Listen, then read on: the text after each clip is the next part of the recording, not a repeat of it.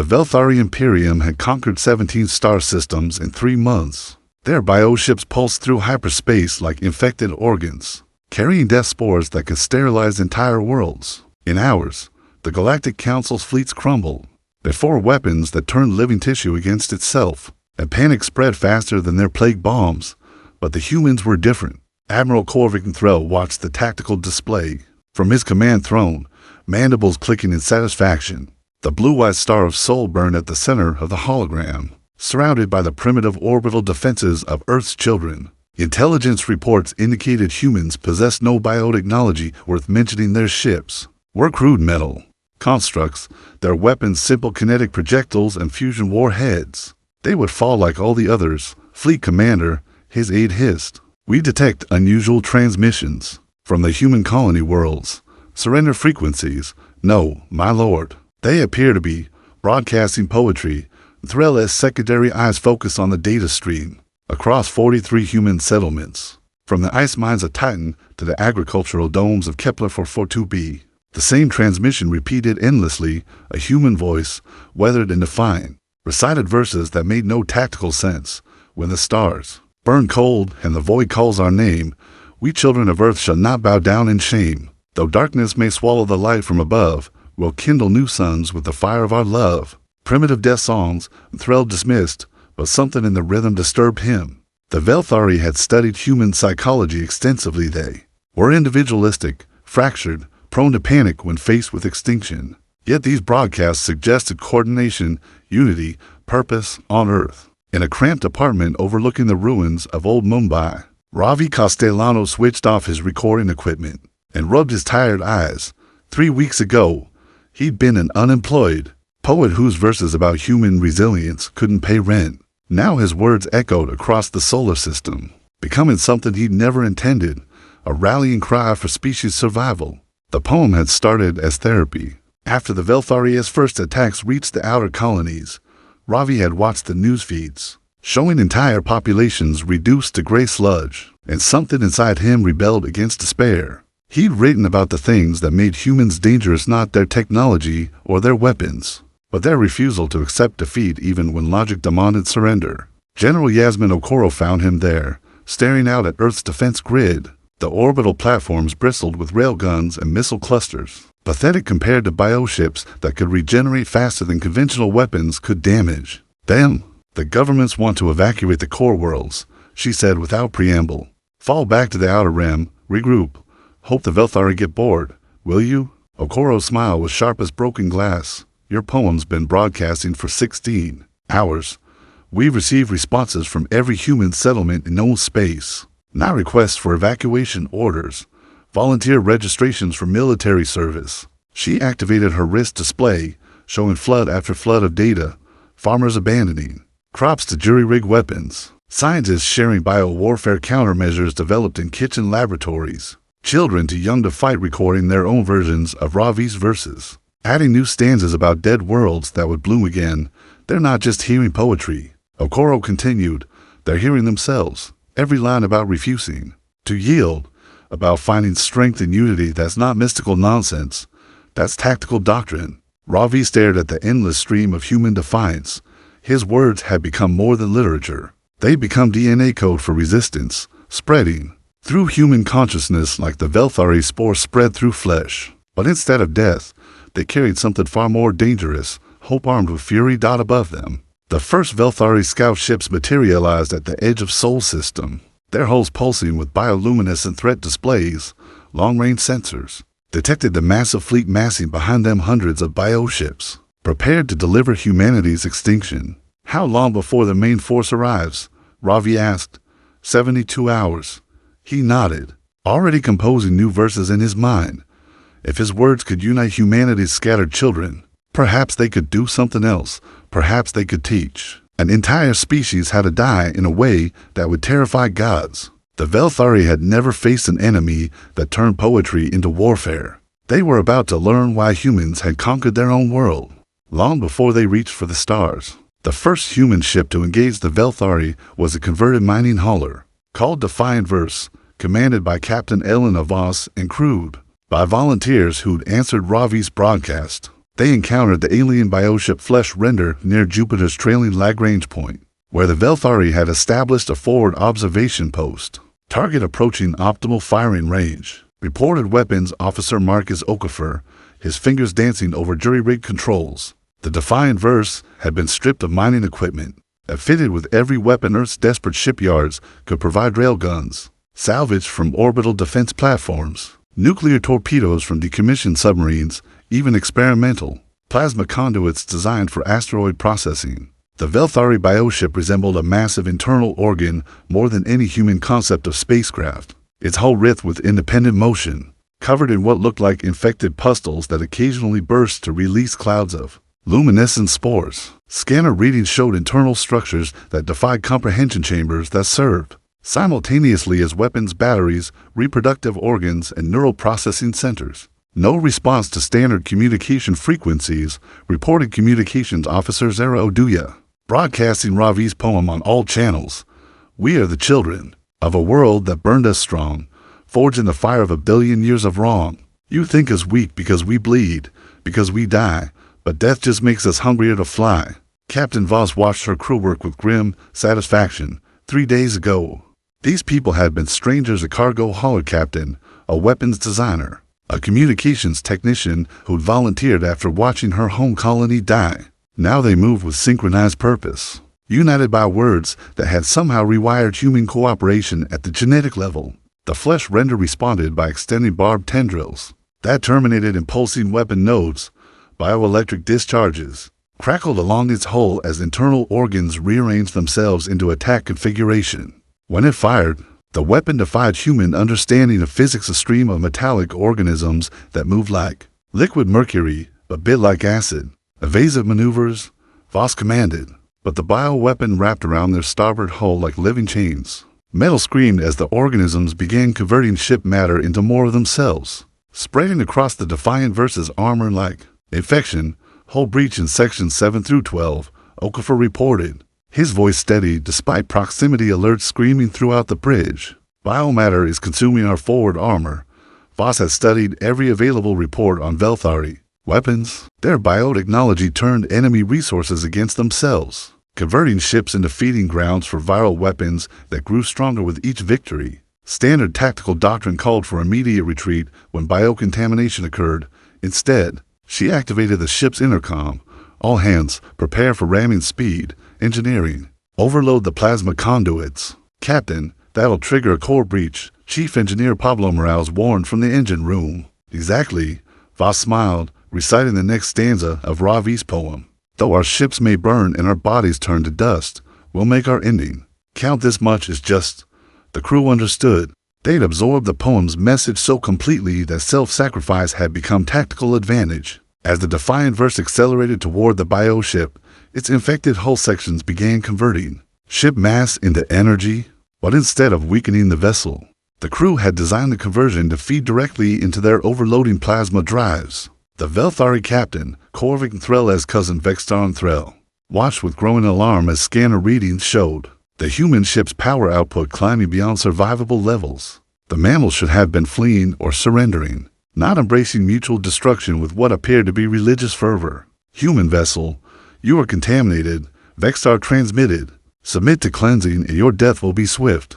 The response came as poetry broadcast on every frequency. We choose the time and place of our undoing. We choose the price our enemies will pay. Today we die, but tomorrow we are sowing seeds of fury in the ashes of today. The collision occurred at 17% of light speed. The Defiant Verse's overloaded core detonated at the moment of impact, creating a plasma explosion that vaporized both vessels. But the bioship's death throes were broadcast across subspace, carrying something the Velthari had never experienced: fear. The organisms that comprised Velthari bioships shared a collective consciousness. When one died, all others felt the experience. The Flesh Render had died screaming in a language of pain and confusion as human poetry somehow infected its neural networks, turning self-preservation instincts into suicidal rage. Admiral Threl received his cousin's death memory aboard the fleet flagship World Eater, and for the first time in 3 centuries of conquest, he felt uncertainty. The humans had sacrificed an entire ship to destroy a single bio-vessel tactically inefficient. but terrifyingly effective as psychological warfare. Signal the fleet, he commanded. Accelerate attack schedule. We must eliminate human command structure before their madness spreads. But across the solar system, human colonies were already responding to news of the Defiant versus Sacrifice. More ships launched from hidden asteroid bases, converted civilian vessels carrying crews who knew Ravi's poem by heart. They broadcast it as they died, each death adding new stanzas about the price of threatening humanity's children. The Velthari were about to learn that humans didn't just write poetry about war. They wrote war poetry that turned warfare itself into art. The Battle of the Asteroid Belt began when 300 human ships emerged from hiding among the tumbling rocks and ice of the outer system. Admiral Threll's invasion fleet found themselves surrounded by what appeared to be suicide squadrons, converted cargo haulers, pleasure craft, even agricultural vessels fitted with improvised weapons. Fleet disposition is tactically insane, reported Navigation Officer Kexamith from the World Eater's command deck. Human vessels show no formation discipline, no strategic coordination. They're broadcasting poetry instead of tactical data, but Threll has studied the death memory of the flesh rendered too closely to dismiss human madness as mere inefficiency. The strange verse pattern seemed to synchronize human actions on a level deeper than conscious thought, creating emergent behaviors that mimic true hive mind coordination, while preserving individual initiative. The first wave of human ships came in singing. Captain Dmitry Volkov commanded the converted passenger liner Eternal Defiance. His crew composed entirely of volunteers from the Mars agricultural domes. They painted Ravi's poem across their hull in letters 3 meters tall, and as they charged toward the Velthari battle line, every human voice aboard recited the verses in perfect unison. We are the storm that breaks upon your shore. We are the tide that rises from the deep. Count not our ships. Count not our dead in war. Count only this, the promises we keep. The Velthari bioships responded with coordinated fire, streams of weapon organisms that should have overwhelmed the primitive human vessels. But the Eternal Defiance and her sister ships moved like dancers following music. Only they could hear, weaving between bioweapon discharges with impossible precision. How are they predicting our targeted solutions? Kexamith demanded, watching. Human ships dodge fire patterns calculated by biocomputer systems that processed information faster than conscious thought. Threll's mandibles clicked nervously. The poetry is not just morale building, it's tactical programming. He was correct. Ravi's verses contained rhythmic patterns that had unconsciously incorporated human strategic thinking, developed over millennia of warfare. When recited in unison, the poem synchronized human neural patterns, allowing crews to react to threats with collective intuition that transcended individual reaction time. The first human ship to die was the Stubborn Hope, a converted mining vessel that took 7 bioship kills with her. Captain Sofia Restrepo's final transmission was the last stanza of Ravi's poem, broadcast even as bioorganisms consumed her bridge. And when the last star dies, and darkness claims the sky, remember that we chose to burn instead of bow goodbye. But for every human ship destroyed, more emerged from asteroid cover. The belt contained thousands of hiding places, and human ingenuity had turned each into a weapons platform. Hollowed-out asteroids revealed themselves as missile batteries. The sky's mining stations opened fire with weapons that shouldn't have existed. Bio-warfare countermeasures developed by combining Velthari genetic samples with human immunology research. Impossible. Threll hissed as scanner readings showed human weapons actually damaging bioship hulls. Their technology level cannot support bio-warfare capabilities. But humans didn't need advanced technology, they needed desperation and creativity. Dr. Amara Hassan had developed the bio-warfare viruses in a makeshift laboratory aboard Ceres Station, using tissue samples recovered from the flesh render's remains. Her weapons didn't just damage Velthari ships, they made them hurt, introducing foreign pain receptors into organisms designed to regenerate through any injury. The tide began turning when the bioship Plague Bearer suddenly convulsed and began attacking its own fleet mates. Dr. Hassan's virus had rewritten its neural pathways, replacing species loyalty with human tactical programming extracted from Ravi's poem. The infected ship ran the death spore, both vessels erupting in bioplasma that spread contamination throughout the Velthari formation. Retreat to secondary positions, Threll commanded. But his fleet was trapped. Human ships had sacrificed themselves to cut off escape routes. Their crews gladly dined to complete tactical maneuvers that made no sense individually, but combined into a closing trap. Commander Sarah O'Connor aboard the Righteous Fury watched Velthari's ships trying to disengage and smiled grimly. Her ship was already dying. Bioorganisms had converted half her hull into gray sludge, but she had enough power for one final maneuver. All stations, prepare for core overload. Target the flagship. Mom will never penetrate their defensive screen. Her tactical officer protested. We don't need to. O'Connor activated ship-wide communications, her voice carrying across every human frequency. This is Righteous Fury. Remember us when the poem ends. She recited Ravi's verses one final time as her ship accelerated toward the World Eater. Core breach imminent. The explosion vaporized both vessels, but the shock wave carried something more dangerous than plasma. It carried human determination encoded in quantum fluctuations that infected nearby bioships. With foreign concepts of sacrifice and defiance, Admiral Threll died screaming poetry in a language his species had never spoken, his consciousness invaded by human memories of choosing death over submission. As his flagship burned, the surviving Velthari fleet found themselves surrounded by the wreckage of 300 human ships, each death a strategic victory, each sacrifice a tactical masterstroke. The Battle of the Asteroid Belt ended with humanity's space fleet destroyed and the Velthari invasion force reduced to barely 30 operational bioships. But across human space, more vessels were launching armed with weapons born from desperation and crewed by people who knew that poetry could be the deadliest weapon in the galaxy. The Velthari had wanted to conquer humanity. Instead, they'd taught humans how to turn death into victory with their fleet in ruins. The surviving Velthari changed tactics. Admiral Threll's successor, War Mother Sixstone Kresh, abandoned the direct assault approach that had served the Imperium across 17 conquered systems. Instead, she ordered bio-bombardment of Earth's agricultural colonies, a slow strangulation designed to starve humanity into surrender without risking further fleet losses. The first target was New Bangalore on Kepler 440b, home to 6 million farmers and their families. But humanity had learned from the asteroid belt battle.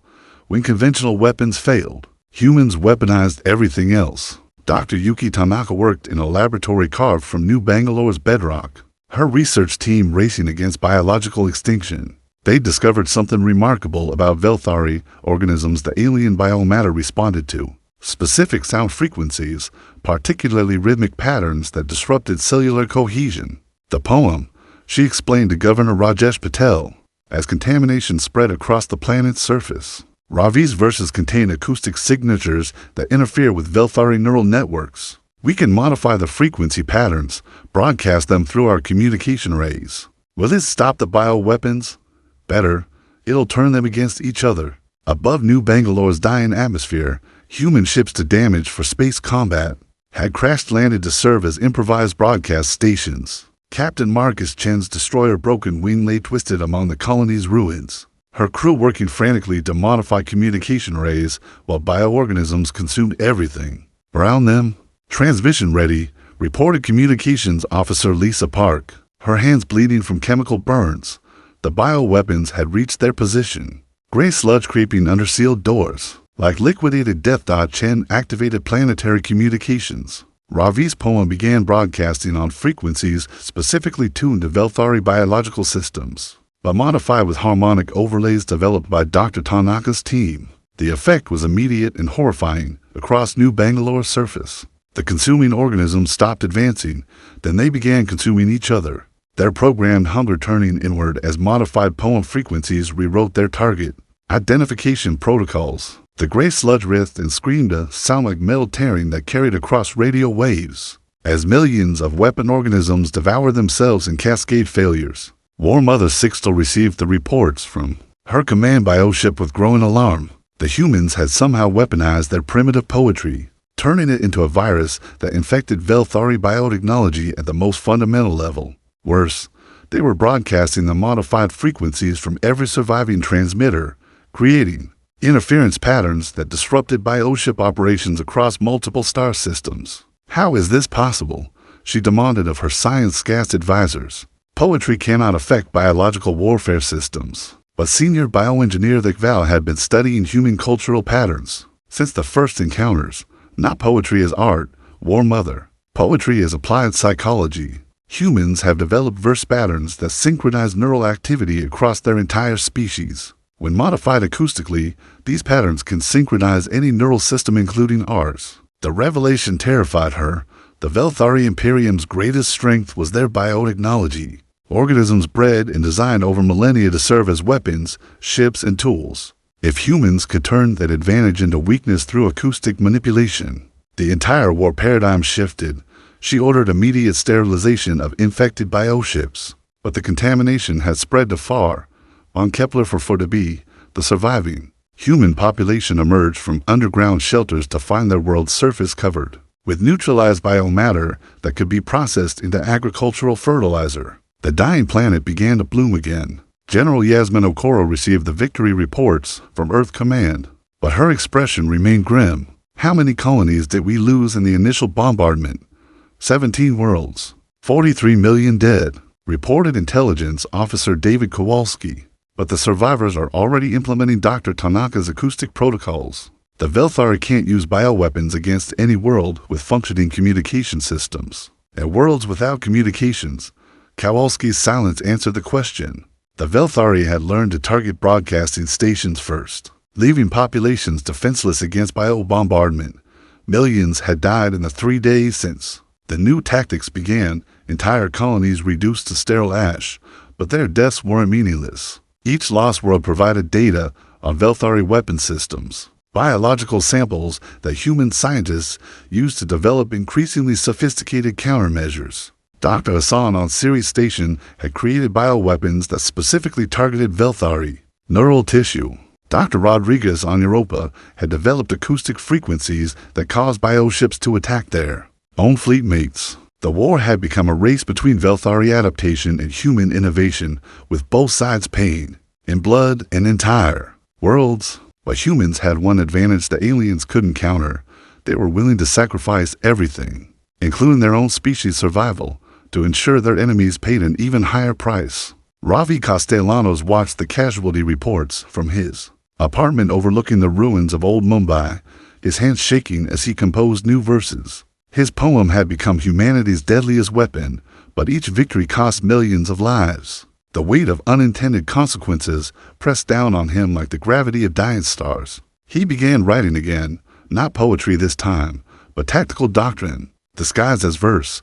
If humans were going to die by the billions, their deaths would serve a purpose. Every line would carry instructions for resistance. Every stanza would encode new weapon specifications. The Velthari thought they understood warfare. They were about to learn that humans had been practicing genocide on each other for thousands of years, and they were very, very good at it. The Battle of Seoul began when War Mother Sixtel committed her remaining fleet to a final assault. On Earth itself, 300 bioships emerged from hyperspace at the edge of the solar system, their hulls pulsing with modified organisms designed to resist human acoustic weapons. She had sacrificed 40 worlds and 2 billion Velthari to develop immunity to humanity's poetry virus. And now she would end this war through pure overwhelming force. Earth's orbital defenses had been reinforced with weapons that shouldn't have existed. Admiral Okoro commanded the defense from Luna Base, watching scanner displays that showed impossible human engineering achievements. In 3 months, Earth's industrial base had been converted entirely to war production, churning out ships faster than the Velthari could adapt to human tactics. Fleet status report. She ordered 2,300 combat vessels ready for engagement. Reported Fleet Coordinator Jackson Wright. Crew survival rates estimated at 12%. The numbers were brutally simple. Earth's defenders outnumbered the Velthari 7-1, but bioship technology remained superior. Human victory required accepting casualty rates that would have broken any other species' will to fight. Instead, humanity had doubled recruitment rates. The first wave consisted of converted cargo haulers crewed entirely by volunteers who'd learned Ravi's tactical poetry by heart. Captain Anya Volkov commanded the death poem, her crew of former accountants and teachers armed with weapons designed by human desperation. They sang as they died, their voices carrying across communication channels that reached every human ship in the battle. Count the cost in blood and steel and fire. Count the price of freedom's bitter song. We who die today lift others higher. Death itself cannot prove courage wrong. The The bioship bone render vaporized the death poem with weapons that turned matter directly into energy. But Captain Volkov's final transmission carried tactical data that saved dozens of other vessels. Human ships adapted in real time, their crews processing battlefield information through poetry-enhanced neural synchronization. That turned individual deaths into collective learning experiences. War Mother Sixtel watched from her flagship as human vessels swarmed around her bioships like angry insects. Their weapons were primitive, but they fought with coordination that bordered on telepathic. Every ship destruction provided data to surviving vessels, creating a feedback loop where human capabilities improved faster than Velthari forces could. Eliminate them, human fleet composition defies strategic logic, reported her tactical advisor. Individual vessels cannot survive engagement, yet their combined effect increases exponentially. Explain. They are not fighting to preserve their ships, War Mother. They are fighting to maximize damage exchange ratios. Each death serves multiple tactical purposes. She was witnessing something unprecedented in Velthari military history. An enemy that gained strength through losses. Human ships ran bio-vessels when weapons failed, their crews reciting poetry as they died. But each suicidal attack carried exactly the payload needed to exploit specific bioship vulnerabilities identified by previous sacrifices. Commander Elena Voss, survivor of the asteroid belt battle, led the second wave from the Bridge of Stubborn Vengeance. Her ship had been assembled from wreckage of previous battles, its hull covered with names of dead crew members and stanzas from Ravi's ever-expanding poem. When bioweapons began consuming her forward sections, she smiled.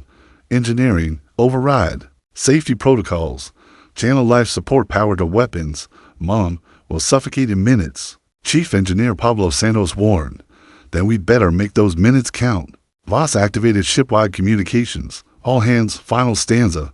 Make it beautiful. 300 voices recited Ravi's newest verse as their ship died around them. When the void takes our breath and the cold stops our hearts, remember the fire that burned in between. Death is the period that ends all our parts, but poetry makes the ending serene.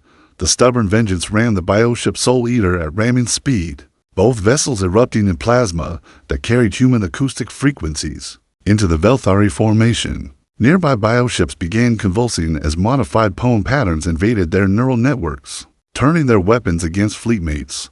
But the Velthari had prepared countermeasures. Bioships began jamming human communication frequencies, cutting off the acoustic coordination that gave human fleets their tactical advantage. Without poetry to synchronize their actions, human ships reverted to individual combat and died in massive numbers. We're losing coordination, reported communications officer Zara Mills from Luna Base. Velthari jamming is breaking up fleet-wide poem transmission. Admiral Okoro watched her tactical display as human casualty rates spiked dramatically without poetry-enhanced coordination. Earth's defenders were just desperate civilians in jury-rigged warships, facing biotechnology that had conquered 17 star systems. She activated her personal communicator, opening the channel to every human ship in the battle. When she spoke, her voice carried no poetry, no acoustic enhancement, just human determination distilled to its essence. All ships, this is Admiral Okoro. They've silenced our poem, but they can't silence what it taught us. Every death matters. Every sacrifice counts. Show them what humanity learned before we ever reached the stars. The third wave attacked without coordination, without tactical poetry, without any advantage except the knowledge that their species would die if they failed. Human ships scattered across the battle space like seeds thrown into fire, each crew fighting with individual fury that needed no acoustic enhancement. Captain Dmitry Chen's corvette final word died taking out 3 bioships through ramming attacks that turned his vessel into a kinetic projectile. Lieutenant Sarah Kim's patrol boat, lasting Echo, overloaded her fusion reactor to create an electromagnetic pulse that disabled an entire Velthari squadron. Everywhere human ships died, they took bio-vessels with them in exchange rates that no species should have been able to sustain. War Mother Sixtel realized with growing horror that silencing human poetry had made them more dangerous, not less. Without tactical coordination, they'd reverted to pure human nature. Individual aggression multiplied across thousands of separate vessels, each fighting as if the entire war depended on their personal survival. By the battle's end, 1,800 human ships had been destroyed, but so had 240 bio-vessels, losses the Velthari Imperium could not replace. Earth's orbital space resembled a graveyard of twisted metal and dying organisms. The cost of victory measured in the lives of nearly 2 million human defenders. But they had held the line. Earth remained free, and across human space, more fleets were already launching. The Velthari had learned that humans didn't need poetry to be dangerous. They had always been the most dangerous species in the galaxy. Poetry just helped them organize their violence more efficiently. With her invasion fleet reduced to 60 bioships, War Mother Sixtel made the decision that would define the war's final phase. She ordered direct assault on Earth's surface, abandoning space combat for ground invasion where biotechnology held absolute advantage. Velthari warforms could adapt to any environment, consume any organic matter, and reproduce faster than human weapons could eliminate them. The landing began at dawn over the ruins of Sao Paulo. 50,000 Velthari warrior organisms dropped from orbit in biopods that burrowed deep into Earth's crust before releasing their cargo. Each warrior stood 3 meters tall, with 6 limbs ending in razor-sharp appendages and internal organs that could process any biological matter into additional combat forms. General Yasmin Okoro coordinated Earth's defense from a bunker complex beneath the Himalayas, watching satellite feeds that showed gray infection spreading across South America. Like liquid cancer, human military forces engaged the invaders with conventional weapons, kinetic rounds, plasma charges, nuclear devices, but Velthari warforms simply absorbed the damage and grew stronger. Casualty reports from Sao Paulo Theater reported. Colonel David Kim, his voice tight with controlled despair. 5th Army Group has been overrun. Estimated 300,000 human casualties in the first 6 hours. Velthari losses, unknown. They're converting human biomass into additional warriors. Every death makes them stronger. But Ravi Castellanos had spent 3 months developing tactical poetry for exactly this scenario. His latest verses weren't designed for space combat or acoustic weapons. They were psychological programming for ground warfare against an enemy that fed on human flesh. From bunkers and resistance cells across Earth's continents, human voices began reciting words that rewired survival instincts at the genetic level. When monsters feast upon our dying kin, when horror walks on legs of living bone, remember this, they cannot feast within the fire that burns when we stand alone. The first miracle occurred in the ruins of Mumbai, where Captain Elena Santos led a company of civilian volunteers against the Velthari breeding complex. Her people had no military training, no advanced weapons, just industrial equipment, and Ravi's tactical poetry memorized so completely that it functioned as combat programming. Form defensive circle around the nursery, she commanded, but her people were already moving, the poem's rhythm guiding their actions with precision no training manual could provide. Factory workers became soldiers, their familiarity with dangerous machinery translating into improvised weapons that specifically targeted Velthari biological weaknesses. The aliens' warrior forms charged with predatory confidence, expecting easy prey. Instead, they met humans who fought like a collective organism, individuals sacrificing themselves with calculated precision to protect the group's survival. When Velthari claws tore through human bodies, the dying defenders used their final moments to position explosives that maximized damage to alien breeding structures. Santos watched her people die with something approaching religious awe. The poem had done more than coordinate their tactics, it had given them the ability to find meaning in death that transcended individual survival. Every human who fell recited verses that guided their sacrifice toward optimal strategic effect. Elena, we can't hold much longer, reported Sergeant Raul Vega, his left arm consumed by Velthari acid spray, but still fighting with his remaining hand. Then we make our ending count.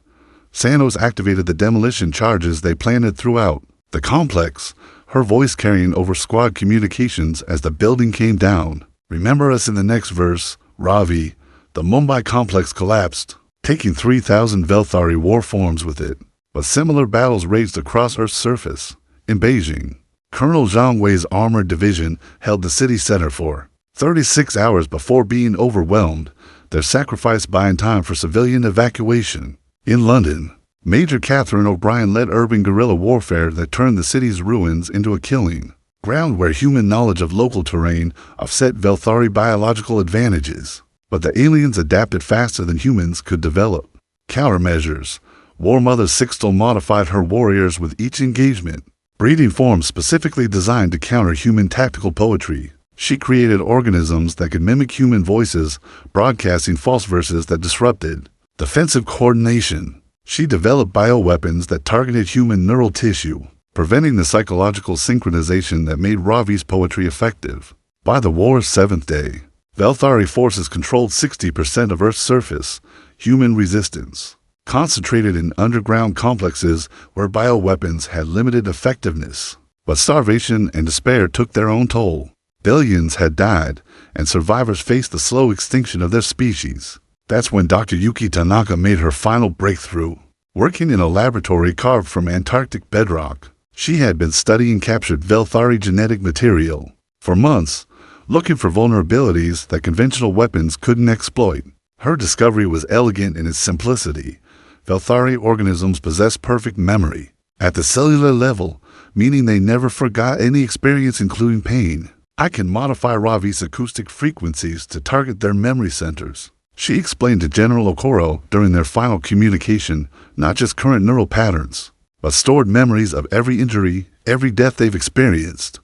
What would that do? Make them remember every human they've killed. Simultaneously, every war form would experience the accumulated pain of their entire species' victims. The weapon required Earth's entire remaining power grid to broadcast, meaning they could only use it once. But if Dr. Tanaka's calculations were correct, the psychological shock would disable every Velthari organism on the planet. As human resistance collapsed around the world, Ravi Castellanos made one final recording in his apartment, overlooking Mumbai's ruins. His words would be broadcast on the frequencies Dr. Tanaka had specified, carrying acoustic patterns that would force an entire species to confront the consequences of their conquest. This is the song of memory's return, the echo of every scream, every tear. You thought our deaths would help your glory burn, now feel the weight of all we held dear. The broadcast began at 1447 GMT, transmitted from every surviving human installation simultaneously. Dr. Tanaka's modified frequencies carried Ravi's final poem into the neural networks of every Velthari organism on Earth. But instead of disrupting their coordination, it gave them something far worse: perfect empathy for their victims. War Mother Sixtel was coordinating the final assault on the Himalayan resistance. When the transmission hit, she felt it first, as a whisper in her consciousness, then as a flood of foreign memories. Every human death her forces had caused came rushing back, not as tactical victories, but as individual tragedies experienced from the victim's perspective.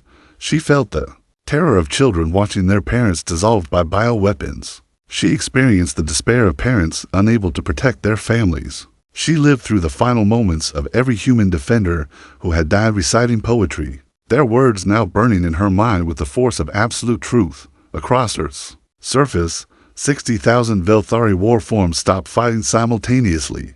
They stood motionless as alien neural networks processed the accumulated trauma of 3 billion human deaths, their perfect biological memory forcing them to experience every moment of suffering they had caused.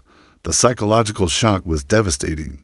Velthari consciousness had evolved for conquest and consumption, but never for remorse. When forced to confront the full horror of their actions through their victims' eyes, their minds simply shattered. In Sao Paulo, the massive breeding complex that had spawned millions of war forms began consuming itself as traumatized organisms turned their weapons inward. In Beijing, Velthari forces that had been advancing through the city's ruins collapsed into catatonic heaps, their bioforms unable to process the overwhelming guilt that Dr. Tanaka's frequency had awakened.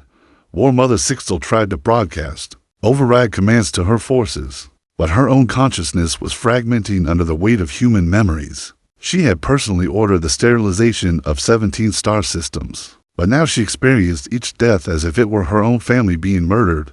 Fleet Command, initiate orbital bombardment. She managed to transmit before the empathy weapon completely destroyed her sanity, sterilized the planet, and this.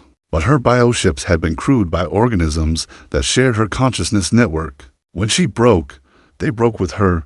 Above Earth's atmosphere, 60 massive biovessels began attacking each other as traumatized crews processed the guilt of genocide through alien minds never designed to feel remorse. 6 months after the Battle of Earth, Ravi Castellanos stood in the memorial garden built on the ruins of Sao Paulo, reading names carved into walls that stretched beyond the horizon. 3 billion humans had died in the war, But their species had survived. More importantly, they had done something unprecedented in galactic history. They had taught their enemies to feel. Guild. The surviving Velthari, broken by Dr. Tanaka's empathy weapon, had undergone a transformation that xenobiologists were still trying to understand. Instead of the conquering horde that had terrorized 17 star systems, they had become a species obsessed with atonement. Their bioships now served as hospital vessels, using the same technology that had once spread plagues to heal the worlds they had devastated. "The Galactic Council wants to interview you again," said Admiral Okoro, approaching through the garden's memorial groves. She wore the formal uniform of Earth's first Galactic Defense Force. Her rank insignia still unfamiliar, and after humanity's rapid elevation to major power status. What do they want to know this time? How a single poem became the deadliest weapon in galactic history, how human poetry rewrote the psychology of an entire species, how you managed to turn literature into tactical doctrine. Ravi smiled, remembering the desperate days when he thought words could never stop spaceships. "I didn't create a weapon, Yasmin. I just described what humans do when we're backed into a corner." The poem worked because it was true. Around them, the memorial garden bloomed with flowers that shouldn't have been able to grow in soil contaminated by bioweapons. But human botanists had found ways to turn Velthari organic matter into fertilizer, making life flourish in places where death had reigned. It was a perfect metaphor for humanity's approach to warfare, turning enemy advantages into their own strength. The Galactic Council had offered humanity membership with unprecedented privileges, recognizing that any species capable of weaponizing poetry probably had other dangerous talents worth respecting. Trade agreements followed, technology exchanges, cultural programs designed to ensure humans never again faced extinction alone. But the most significant change was philosophical. The war had proven that consciousness could be modified through strategic application of empathy, that even genocidal species could be reformed rather than simply destroyed. Human tactical poetry was being studied by civilizations across the galaxy, not as a weapon, but as a tool for conflict resolution. The Velthari delegation arrived this morning. Okoro continued. "Their new war mother wants to speak with you. About what? Forgiveness, redemption. Whether it's possible for a species to atone for genocide." Ravi considered this. The Velthari had requested permission to colonize barren worlds, where they could rebuild their civilization without threatening other species. They'd offered to share their biotechnology for peaceful purposes, to help terraform planets and heal ecosystems damaged by their previous conquests. But they'd also asked for something more complex, guidance on how to live with the knowledge of what they'd done. "What do you think?" Okoro asked.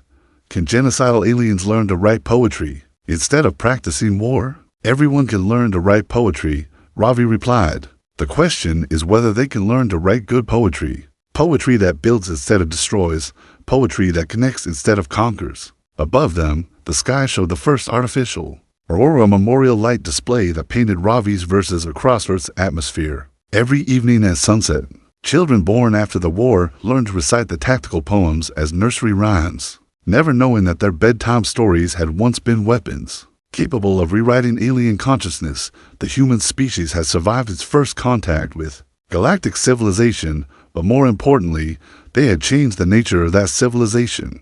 War was still possible, but now it came with the risk that human poets might teach your soldiers to feel empathy for their enemies. Conquest remained achievable, but humans had proven that the conquered could sometimes win by making their conquerors understand the true cost of victory. In archives across human space, Ravi's poem was preserved in 1,000 different formats: audio recordings, genetic sequences, quantum fluctuation patterns, even sculptural forms that encoded the verses in three-dimensional space. It had become more than literature, more than tactical doctrine, more than a species anthem. It had become proof that consciousness could evolve, that cruelty could transform into compassion, and that sometimes the most dangerous weapon in the universe was simply helping your enemies understand who they really were. As evening approached and the memorial aurora began painting poetry across the sky, Ravi started composing new verses, not for war this time, but for peace. Because humans had learned the most important lesson of all: the same creativity that made them deadly in combat could make them builders of civilizations that had never existed before. The galaxy would never be the same, and that, Ravi realized, had always been the point. We are the children of a world that taught us fire, We are the poets who learned to sing in pain. Now watch us build the peace that we desire from words that helped us break our enemy's chain.